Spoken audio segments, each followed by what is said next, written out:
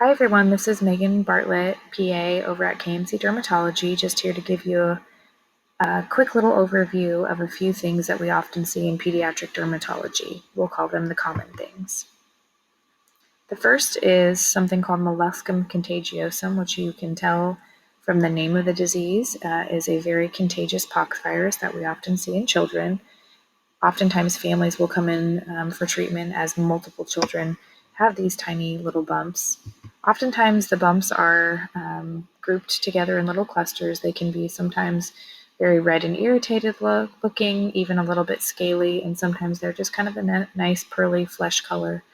But you'll never see any molluscum located on the children's palms or soles. It is spread by direct contact, so a lot of kids who are in close proximity, an example of that would be daycare or family members where they're still taking baths together. You'll often see molluscum in kids who have broken down skin, so maybe they have a history of eczema, or for adults, maybe you'll see it because they have a weakened immune system. In adults, typically when you're seeing molluscum, it's more in the sensitive areas and can be considered a sexually transmitted infection.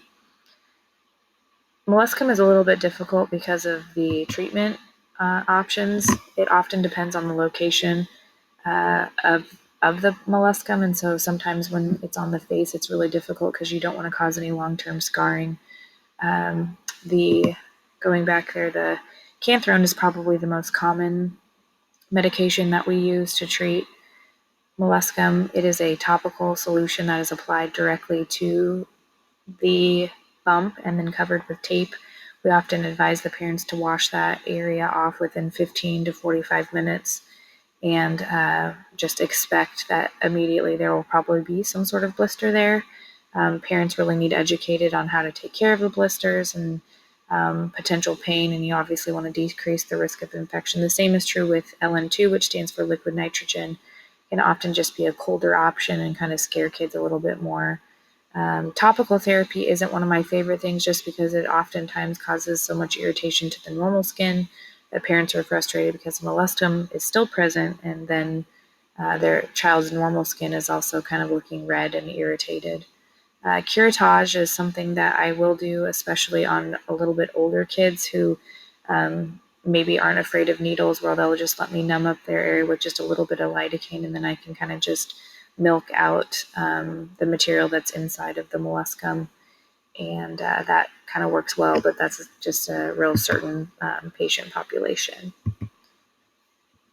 So moving forward then to the next, which is atopic dermatitis, a very common thing that we see in the office. We kind of just call it eczema, and a lot of pediatricians' office referrals come with just the word eczema. Typically, you'll see these kiddos present with a red rash that is often symmetric, so on both sides, located in their flexural areas, so kind of like behind their knees or in the creases of their elbows and the nape of their neck. But oftentimes, when kids are bad enough, they'll also have it on their face, kind of around their eyes, or really bad on their cheeks. So you can't really know for sure exactly, but the interesting thing for most is that these kids have already tried a lot of things when they come to our office, and so sometimes we have to get creative with our treatment options. We talk a lot about being aggressive with strict moisturization, and then we go over topical therapies and appropriate creams for different areas of the body. We also sometimes can consider light therapy in children who are old enough to stand still and follow directions. And now we also have an injectable medicine that works quite well that is used to treat eczema. I think it's also important to think about, I know this is a pediatric kind of discussion, but you will sometimes see adults who only present with eczema on their hands. That's just something to think about.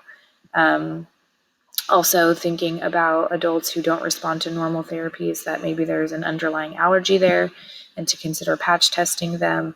And I also think, just lastly, it's very important to communicate with your local allergist, because some of those young kids with eczema may also have some food sensitivities and allergies going on.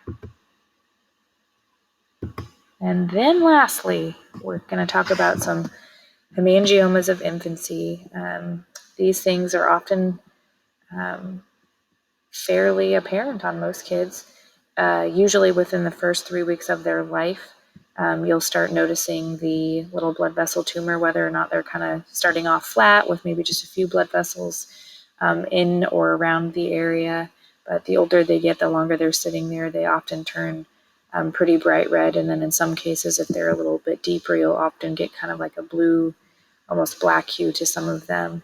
Parents often describe them as kind of rubbery feeling when they rub their finger over it. So that's something to be aware of. The nice part about hemangiomas are that they say about 50% of them will resolve by the time kids go to kindergarten. So obviously for cosmetic reasons, it's nice to think about the fact that oftentimes they do get smaller and resolve even on their own. Treatment can really vary depending on the location and size. We often work with Children's Mercy, including their derm and plastics departments, because oftentimes laser therapy or potential oral therapy is used to try to shrink these areas down. I think it's also super important to remember that the size and location are very important for hemangiomas. Large hemangiomas that are on the face can often be associated with some different syndromes where they have arterial abnormalities, sometimes heart problems, eye anomalies, and interesting things kind of going on with their chest. So that's important to rule that out, as it's pretty important. And then also, if you notice a hemangioma that is located along the midline, so like the spine area, that can also be associated with some different bone and tissue abnormalities. So those are just things that we would never want to miss on our little kiddos. So I hope these little things will help you guys as you're seeing your own patients, or maybe just seeing people out in the community and that need help with anything. We at KMC would be happy to help in any way, and we hope you're staying happy and healthy during this kind of uncertain time in our world. But if you need anything, don't ever hesitate to contact us at KMC Dermatology. Thank you.